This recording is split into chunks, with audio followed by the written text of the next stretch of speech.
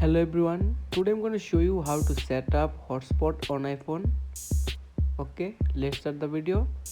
Now first open your phone setting, scroll down, tap on personal hotspot.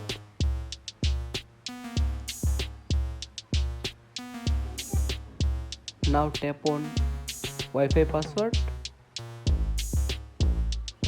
and set your Wi-Fi password.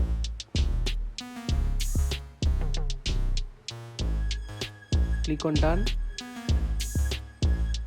Now turn on maximize capability. Finally turn on allow others to join.